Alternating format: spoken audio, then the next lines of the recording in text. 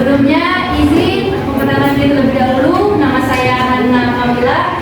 Saya berasal dari mahasiswa SDRU terkait Mutakin, program studi PAI semester 5. Pada kesempatan siang ini, kebetulan saya menempuh mata kuliah marketing sekaligus pembelajaran PAI, di mana saya mempunyai tugas yaitu praktikum. Alhamdulillah diberi kesempatan oleh pihak sekolah dan dapat bertemu dengan teman-teman semua di sini. Oke, sebelum kita mulai pembelajaran, alangkah baiknya kita berdoa terlebih dahulu. Oke, ketua kelas boleh memimpin doa terlebih dahulu. Sebelum pembelajaran, kita berdoa. Terus jangan masing-masing. Doa dan mati mulai.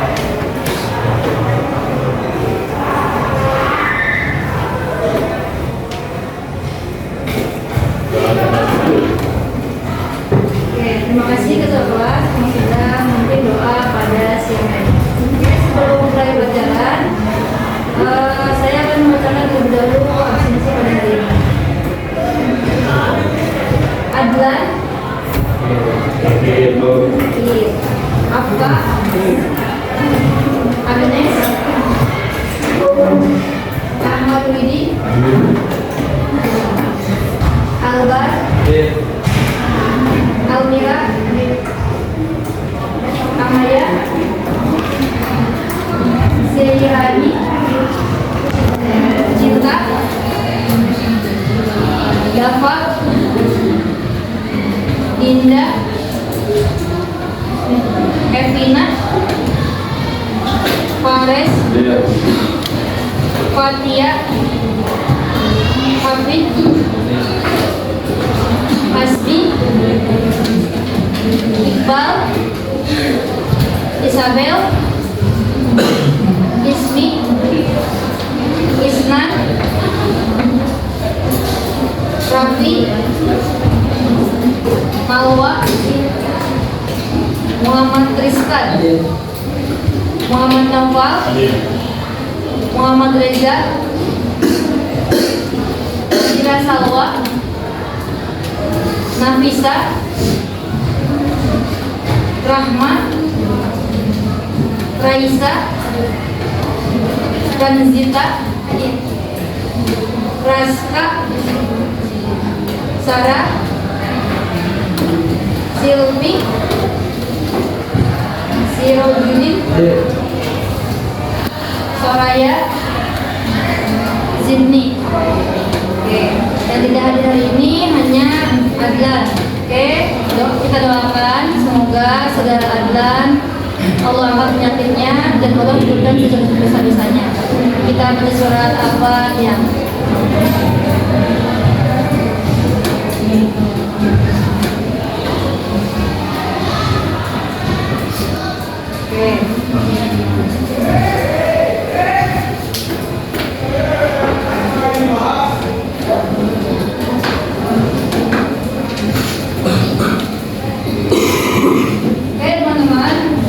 Mari kita mulai pelajaran siang hari ini dengan bacaan basmalah.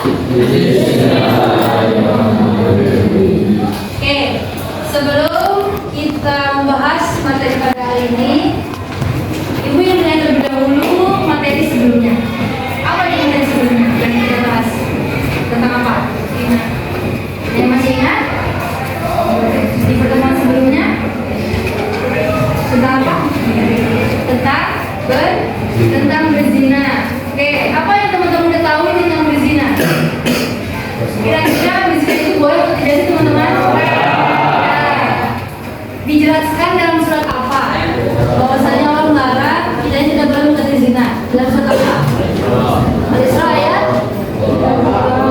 32.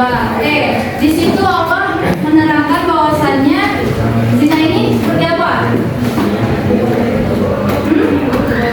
Perbuatan keji. Oke, maka dari itu kita sebagai hambanya, sebagai umatnya, kita harus menjauhi perbuatan-perbuatan zina itu sendiri.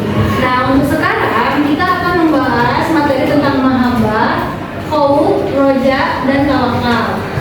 Oke, mahabbah ini artinya adalah mencintai kepada Allah, khauf ini artinya takut, roja ini artinya berharap, dan tawakal ini artinya berserah diri. sendiri. Nah, kita kaitkan terlebih dahulu kepada kehidupan sehari-hari kita sebelum Ibu bahas materi lebih jauh. Mahabbah di sini kita harus menekankan fokus kecintaan kita harus lebih utama dibanding mencintai diri sendiri, dibanding mencintai orang tua. Tapi kita utamakan dulu mencintai penciptanya. Lalu, rasa takut di mana ketika kita ingin melakukan hal-hal yang sudah Allah larang, tetapi kita ini sudah takut nih mau ngambil orang lain takut. Jadi dalam diri kita ini sudah menjadi rasa takut terlebih dahulu.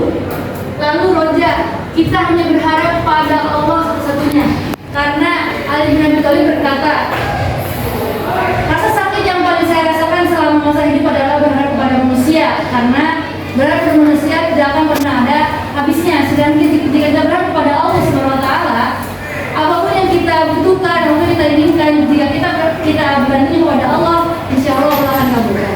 Lalu yang terakhir tawakal, di mana ketika kita sudah mencapai hasil-hasil usaha, hasil-hasil yang sudah kita dapatkan, maka jangan lupa kita akhiri semuanya dengan berserah diri kepada Allah Subhanahu Wa Taala. Allah Subhanahu Wa Taala. Oke, kita lanjut. Di samping rasa takut, di samping berharap, nah ketiganya menjadi perasaan hati yang harus dimiliki setiap mukmin dalam melaksanakan ibadah kepada Allah Subhanahu Wa Taala. Cinta seseorang kepada Allah tumbuh dari pengaruh akal dan jiwa yang kuat akibat berpikir mendalam terhadap kekuasaannya di langit dan di bumi. Cinta ini akan semakin menggelora dengan merenungkan ayat-ayat Al-Quran dan membiasakan diri berzikir dengan nama dan sifat-sifat Allah. Nah, sudah dijelaskan bahwasanya jika kita bertanya, Bu, bagaimana sih caranya agar kita bisa menumbuhkan rasa cinta kepada Allah? Di mana kita ini harus sering-sering membaca Al-Quran, yang kedua kita harus sering-sering berzikir. Nah, coba jika teman-teman contoh hal kecilnya jalan-jalan nih ke gunung atau ke pemandangan yang memang bagus, pasti teman-teman ini terpukau. Dan harus teman-teman ingat, wah ciptaan ini tuh tidak akan Allah ciptakan jika bukan kita mencintainya tersebut. Sampai kita mengatakan, Masya Allah, bagus sekali ciptaannya, bahwa meningkat sering meningkatnya pengetahuan tentang rohnya. Secara tegas, manusia takut terhadap siksa Allah. Nah, di sini ada beberapa lafaz yang mengatakan rohnya seperti angus atau rasa sedih. Lalu ada rasa arohu yang merupakan padanan kata sinonim dari kata arohu. Nah, sedangkan yang kata al-khasyah itu adalah takut yang dengan pengagungan atas sesuatu yang ditakuti tersebut.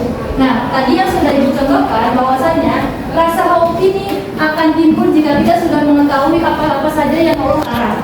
Contoh hal kecilnya, teman-teman lagi menghadapi UAS atau ulangan harian, tapi teman-teman bingung nih, pasti kan hidupnya seperti ini ya, berdua-berdua.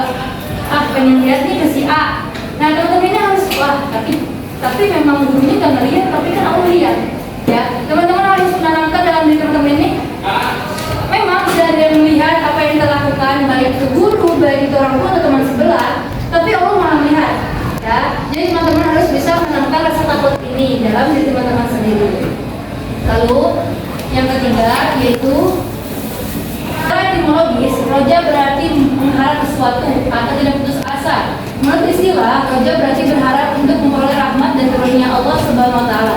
Sifat roja ini harus disertai optimis, perasaan gembira, sikap percaya dan yakin akan kebaikan Allah Subhanahu Wa Taala. Lebih dari itu, sifat roja harus dibarengi dengan amal-amal saleh untuk meraih kebahagiaan di akhirat. Nah, di sini sudah dijelaskan, roja ini adalah berharap tapi tidak putus asa. Di mana jika kita berharap kepada sesuatu, di situ kita harus yakin, di situ kita harus percaya, optimis bahwasanya apa yang kita cita-citakan pasti Allah kabulkan gitu. Nah, Rasulullah SAW menganjurkan umatnya untuk selalu menerapkan sikap tawakal dalam kehidupan sehari-hari.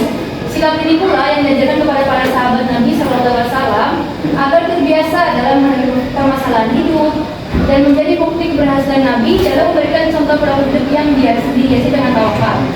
Rasulullah SAW selepasan kepada Allah tidak ada rasa khawatir dan gelisah dalam menghadapi berbagai macam permasalahan. Nah, contohnya teman-teman sedang diuji dengan beberapa macam masalah. Misalkan, wah belum bayaran, apalagi mau ulangan.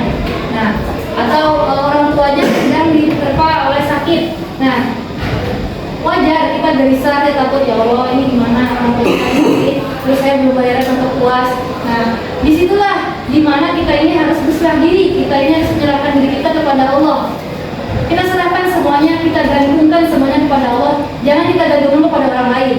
Nah, pasti Allah ini akan memberikan jalannya, entah jalan secara langsung, entah jalannya misalkan melalui orang, jadi melalui perantara, pasti itu akan selalu ada jalannya. Jadi apapun permasalahannya, teman-teman jangan lupa diakhiri dengan tawakal. Sudah berusaha payah, udah capek, udah ini, jangan lupa tawakal. Kenapa? Biar apa-apa yang sudah teman-teman tempuh tidak menjadi sebuah hal yang capek sia-sia, tapi menjadi hal yang hal yang jadi lillah, yaitu semua yang kita lakukan ini karena Allah Subhanahu wa taala. Bahwasannya kita ini harus sering-sering mengucapkan sholawat karena Rasulullah akan melindungi kita ketika nanti di akhir kelak. Lalu mencintai Al-Quran akan menjadi bukti jika kita sering melafalkannya, jika kita sering membacanya, bahkan sampai memaknai artinya. Karena jika teman-teman hanya sekedar membaca tanpa membaca artinya atau bahkan melaksanakannya, itu tuh setan itu masih masa bangga. Ini dia baru baca doang. Kita mengerti? Dapat dimengerti? Oke. Sepertinya karena ini sudah menjelang siang, Ibu akan memberikan ice breaking terlebih dahulu setelah ini Ibu akan memberikan tugas di mana Ibu akan memberikan sebuah kasus problem. Nanti teman-teman akan Ibu bagi kepada 4 kelompok. Setelah itu teman-teman diskusi. Setelah diskusi, mempresentasikan hasil diskusi tersebut kepada teman-temannya, dan teman-teman kelompok lain memberikan tanggapan ataupun sanggahan. Nanti diakhiri kita akan ada sebuah games. Nah, sekarang teman-teman boleh berdiri terlebih dahulu biar teman-teman gak ngantuk.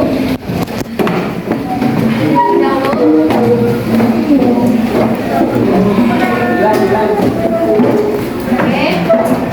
Mulai sekarang teman-teman peregangan badan terlebih dahulu. Tangannya boleh ke atas.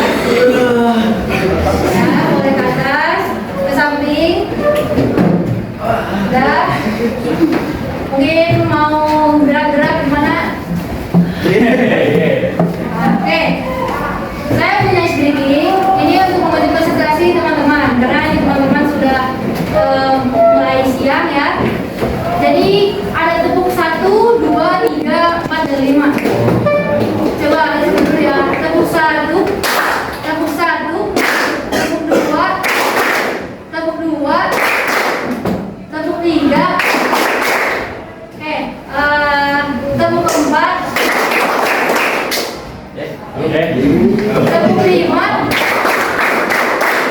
Oke, perhatikan terlebih dahulu. Oke teman-teman, mungkin sebagai sudah mengerti, itu teman terlebih dahulu. Tepuk 1, tepuk 2, ini kan kiri, 1, 2. Terus tepuk 3. Ya, 1, 2, 3. 1, 2, 3. Terus tepuk 4, diangkat di kanan, dosa di kiri. Tepuk 4. Nah, yang terakhir tepuk 5. Bisa dimengerti? Oke, kita coba terlebih dahulu. Tepuk 1, tepuk 2, tepuk 3, tepuk 4, tepuk 5. Oke, sudah konsen? Oke, kita tes. Tepuk 1, tepuk 2, tepuk 3, tepuk 4, tepuk 5. Tepuk 5 3 kali.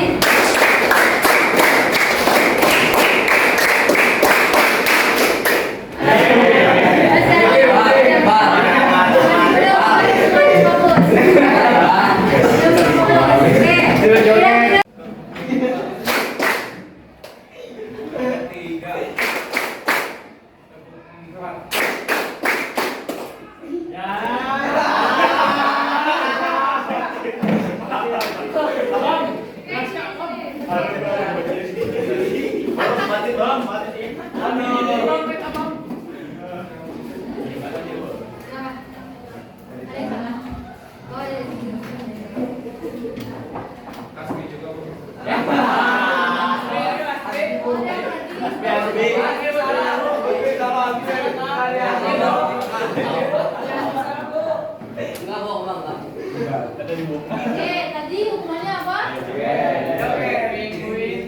apa? Joget penguin. Mana joget penguin? Bisa kan tadi? Bisa. Joget yang diingatnya Bang gitu Bang.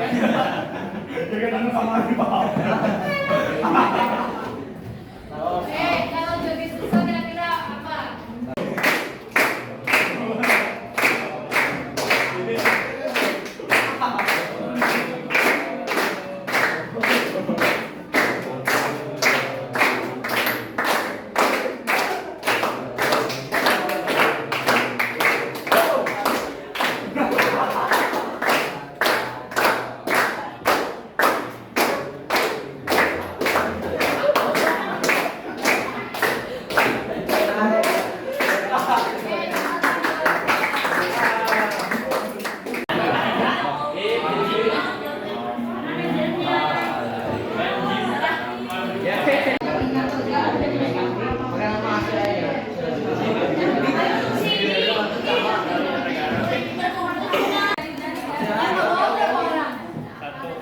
Absen GO itu. Satu aja.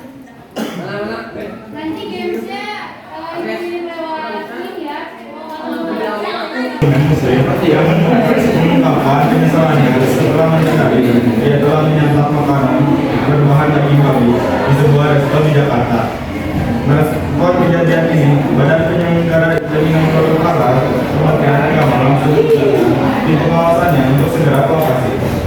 Dari kegiatan pengawasan tersebut diperoleh laporan bahwa restoran Mama Rosi di Jalan Kemang Raya, Jakarta memang tidak memiliki sertifikat halal dan tidak terdaftar produksi halal yang merupakan sistem layanan sertifikasi halal BPJPH sebagaimana tertera di dalam menu yang tersedia. Restoran tersebut menjual makanan halal dan minuman beralkohol. Kepala BPJPH Muhammad Akhil Irham mengatakan kejadian tersebut membuktikan pentingnya implementasi jaminan produk halal JPH di tengah masyarakat. Menurutnya, regulasi JPH dengan jelas memberikan hukum sehingga status kehalalan Pak Haji membantu Amir mendapatkan pekerjaan dan memotivasi dia untuk berusaha. Amir menyadari kesalahannya dan mulai berusaha keras. Ia bekerja sebagai petani dan penjualan sayuran. Dengan tekun dan tawakal kehidupan Amir mulai baik. Oke, solusinya apa dari masalah tersebut? Solusinya, kami memiliki satu teknologi besar. Solusinya diberikan nasihat untuk bekerja dan tidak hanya bergantung pada doa dan tawakal saja. Dengan begitu, Amir tersadar dan mulai bekerja sebagai petani dan menjual sayuran, kebun dan tawakal. Kehidupan Amir mulai membaik. Kesimpulannya, dikaitkan dengan materi. Kesimpulannya, tawakal kepada Allah tidak berarti menyerah pada nasib. Allah memberikan kita akal dan kemampuan untuk berusaha. Dengan berusaha itulah kita dapat mengubah takdir malah agar menjadi lebih baik. Lalu langkah-langkah apa yang harus dilakukannya? Langkah-langkah ke depannya membuat skala prioritas, menabung sedikit dari hasil pekerjaan, menyisihkan sedikit uang untuk bersedekah, menginvestasikan sebagian harta. Oke, tadi masalahnya dikatakan bahwasannya ada seorang kepala keluarga di mana kehidupan ini sebenarnya bergantung pada Allah. Bahasa kasarnya, Islam orang mau Allah weh. Jadi ya udah aja nggak usah nggak apa, segala sesuatunya udah di mana Allah aja gitu. Nah, silakan memberikan tanggapan kepada kelompok 4. Tanggapan sambil pertanyaan.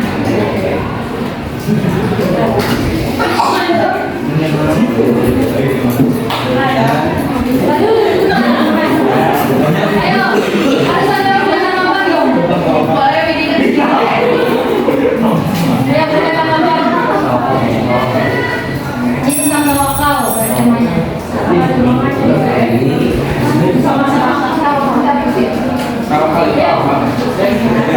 Gimana? Dok, kalau uangnya semua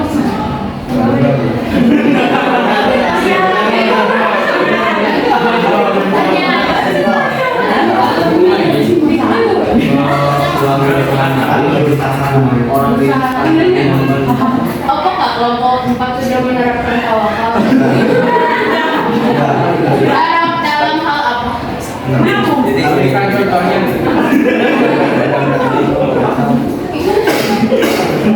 Udah?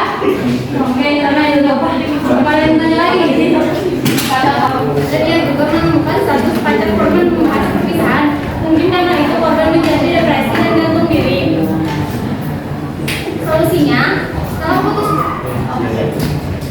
Solusinya, setelah putus cinta, lebih baik kita mendekatkan diri kepada Allah dan menjadarkan diri bahwa cinta yang harus itu tidak boleh dengan cinta terus setelah putus kita lebih baik kalau bertobat kepada Allah untuk pengampunan, terus mengakui bahwa hubungan telah berakhir dan berikan dirimu waktu untuk bersedih dan lebih memfokuskan untuk ke diri sendiri. Ketika sedang memfokuskan diri untuk lebih banyak berzikir kepada Allah. Kesimpulannya, Yaitu pada cerita tersebut kita dapat mengambil kesimpulan bahwa cinta kepada manusia itu bisa saja mengecewakan kita. Kebalikannya, ketika kita mencintai cintanya dari apapun, maka kita tidak akan kecewa. Maka dari itu kita harus lebih memfokuskan diri kita untuk lebih mencintai atau lebih dekat kepada sang pencipta. namanya. Yang pertama, kita terlalu belajar kehidupan dunia. Yang kedua, selalu sabar ketika sedang menghadapi cobaan. Yang menciptanya, kelak kita akan pasti mendapatkan ciptaannya.